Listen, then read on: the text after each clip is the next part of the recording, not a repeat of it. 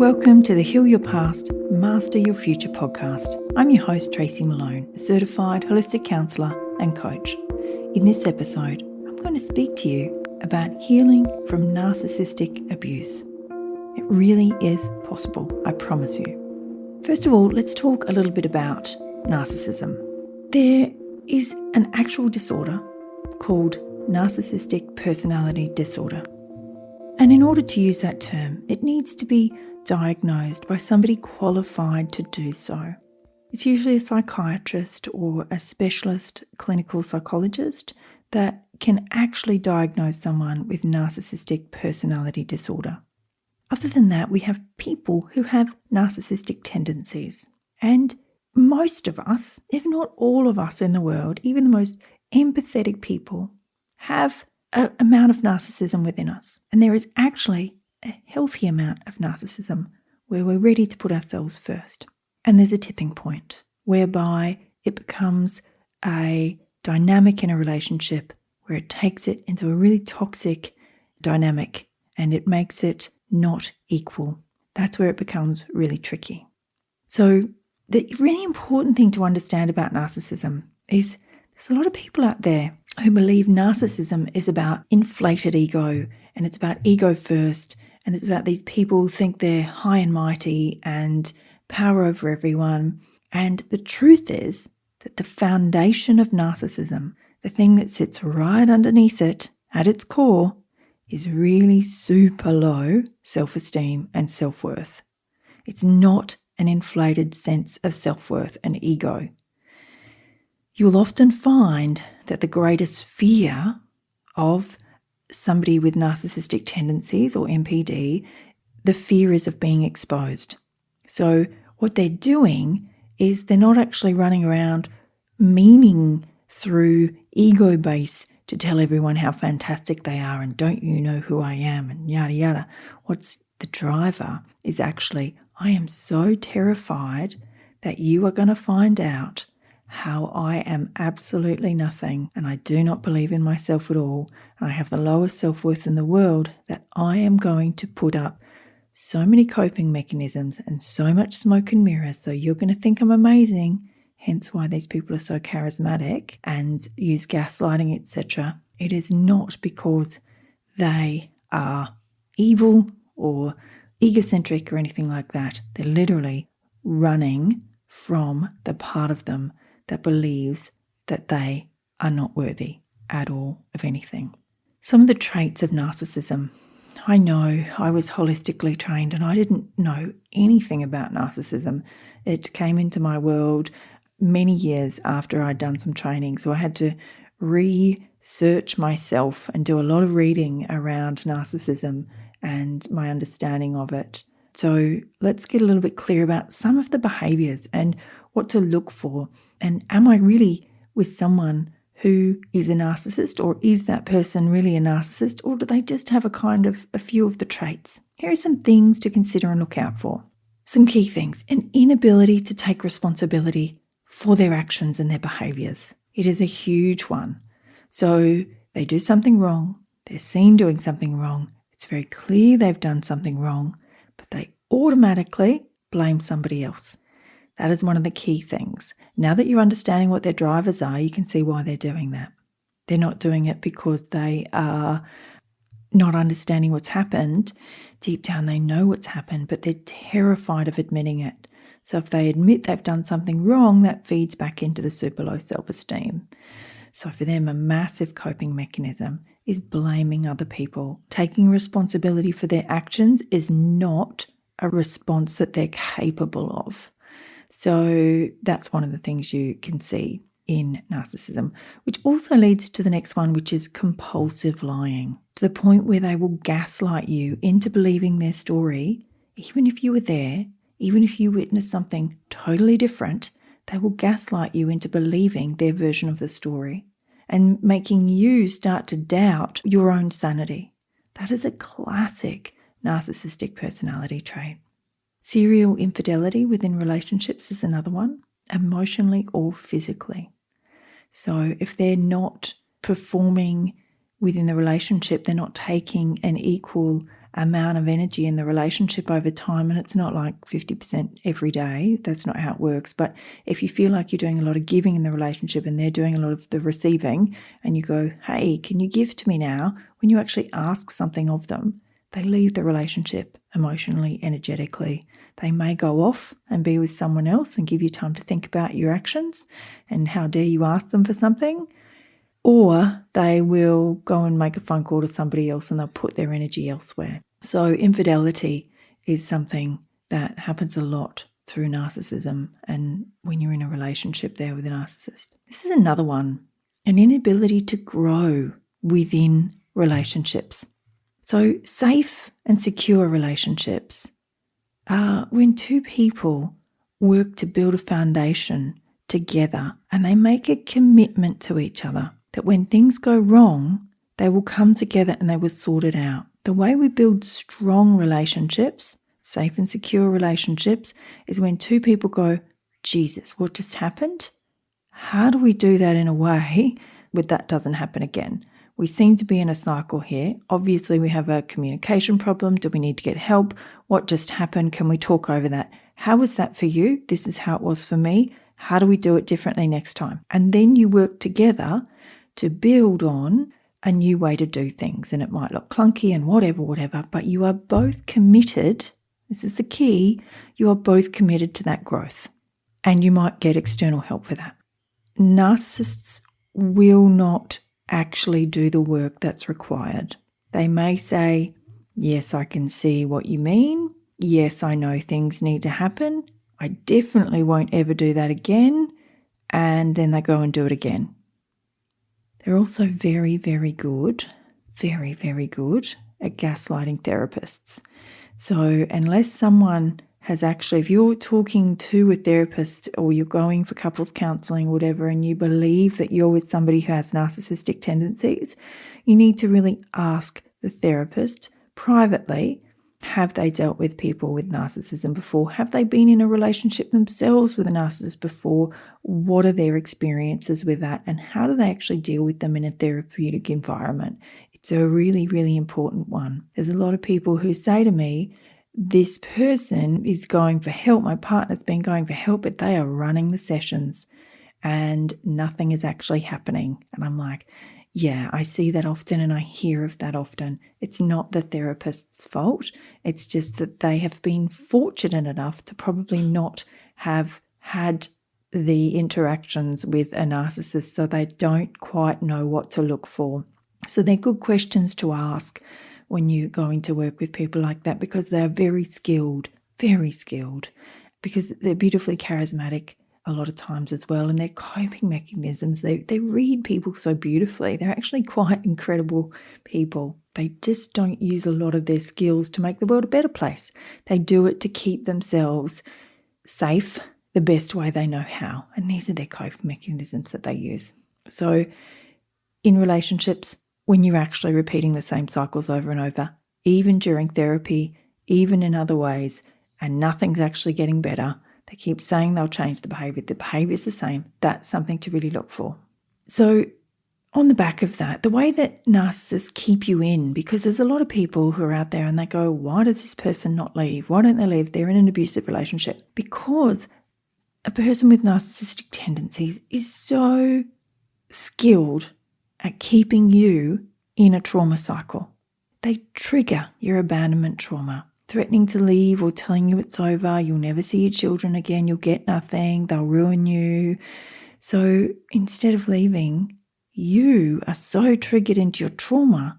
And when you're triggered in your trauma, you're not in your power, you're not making choices from your adult self, you're making choices from your wounded child self. And a wounded child is going to make mummy and daddy feel better, so all the pain goes away. So we go in, and instead of leaving, we go in and make things better. Or we leave, and then we're told that things are going to get better, we'll go into the old trauma cycle again. Or we leave, they make your life such a living hell that you're like, it's actually easier for me to be back with them than it is for me to leave them. So these are all the reasons, and I can go into depth about these, but I don't want to sit in the problem and in the trauma. And if this is triggering anyone, reach out. And it's a trauma cycle. Trauma cycles are not logical. Yeah? You are trauma cycle, you're triggered into your wounded child. Often in times when you're in a relationship, a long-term relationship with someone with narcissistic tendencies, they've taken the time to slowly make you reliant on them.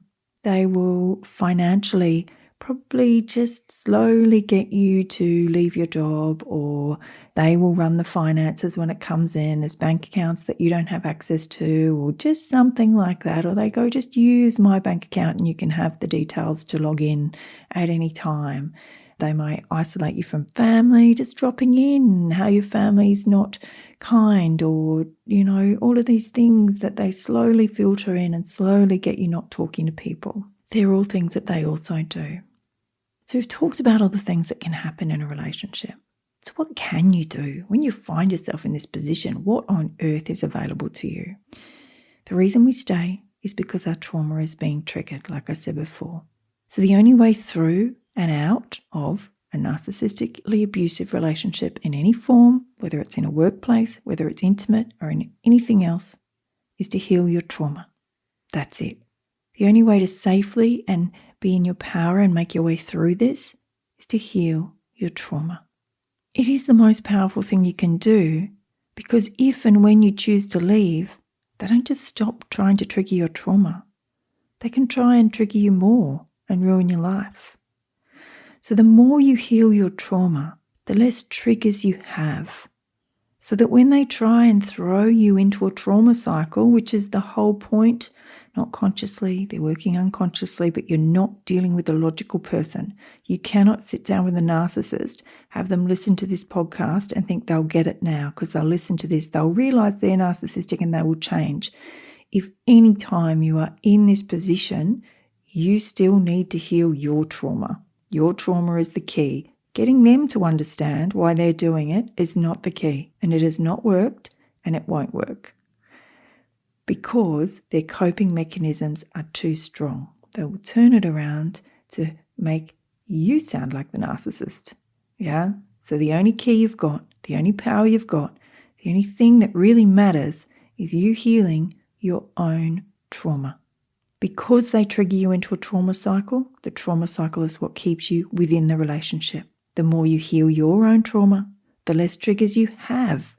So when they try and throw you into a trauma cycle, it's not there because you've healed it. You've healed enough to see what's going on and can have clear communications and boundaries.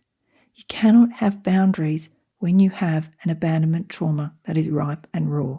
You can have very strong boundaries and very clear communication when you have begun and are well into healing your abandonment trauma. Some things that are really important to understand.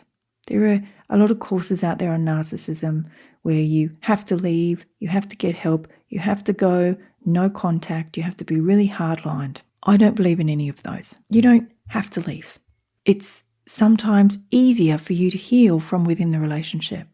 The process is the same whether you choose to stay in the relationship or whether you choose to leave the relationship. And it is to heal your trauma, not to make the other person change, not to have any influence on what it is that they are doing and their understanding of themselves. It is for you to heal yourself. It will be harder to stay, but sometimes people don't have the power to leave. Financially, it's not safe for them to leave, etc., and otherwise, but you can still heal your own trauma within a relationship. Obviously, if you are unsafe in any way physically, this is all null and void, and you need to get the help you can. And there are helplines that you can call and support you can get to help you do that. This is when it is emotional and you're being triggered into trauma cycles and there's no physical abuse apparent.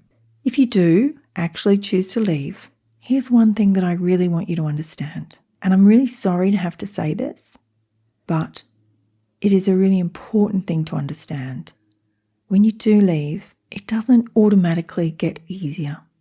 There is every possibility that it could be the hardest year of your life for the next year after you leave. But it will get better. I just don't want you to go, right, I know what to do and I'm going to leave right now and everything's going to be great. That's not an expectation that I would like to set you up with. You can leave and things eventually will be great. But there is a really difficult part to go through, and sometimes it gets harder before it gets easier. But the main thing is that you are working on healing your own trauma no matter what. And I don't ever like to give people advice on whether to stay or whether to leave a relationship, a job, anything else. That is your choice to make. The key is to heal yourself. Heal all of your core wounds.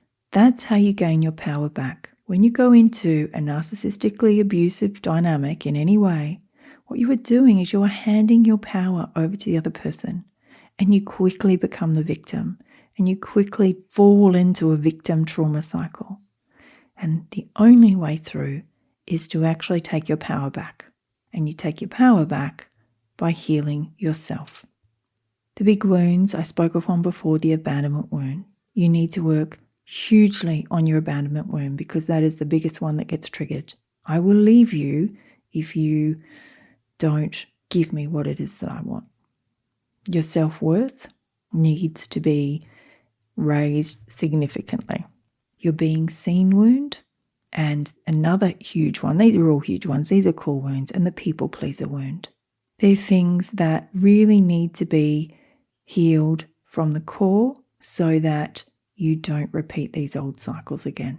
From this empowered place, when you've healed the trauma around these big wounds, you can see what's going on and you can make real and lasting change in your life and your relationships.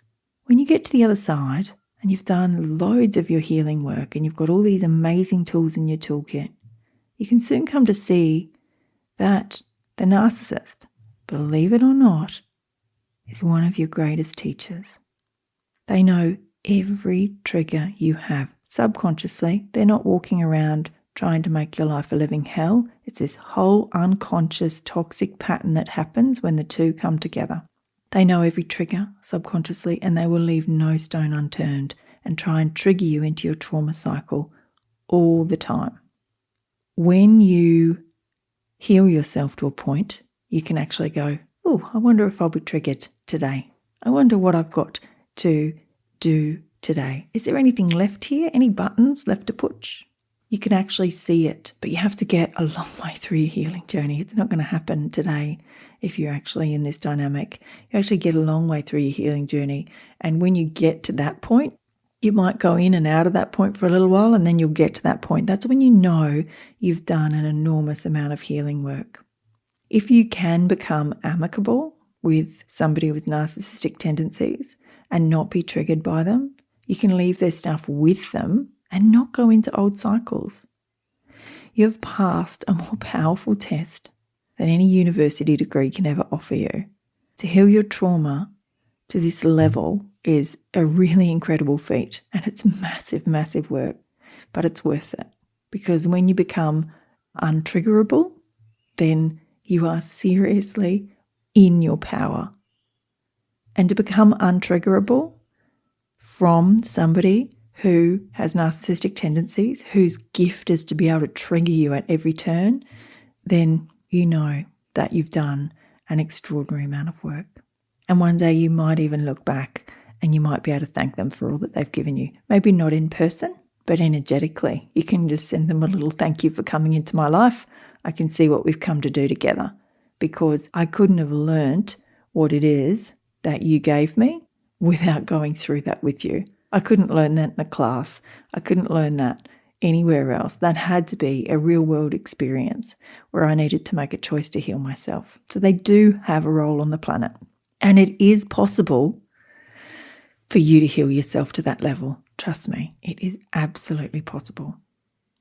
On my website, you will find a course that I put up on Udemy. It's really inexpensive, where you can start to heal yourself from narcissistic abuse. And I go into what I'm talking about here, but I go into it at great depth, and I give you all the steps that you can take to really start to heal yourself. And the main thing is, get yourself some help. Ask yourself the questions if you're finding yourself in this situation. How do I heal my wounds? Who is the next person that can help me on this journey? And really get yourself out there to get the support that you need to start healing yourself. And remember, healing your past and mastering your future is within your reach. Together, we can uncover the power within you to create a life filled with joy, purpose, and fulfillment. Thank you again for joining me on this episode. Stay tuned for more empowering conversations and insights on the Heal Your Past, Master Your Future podcast.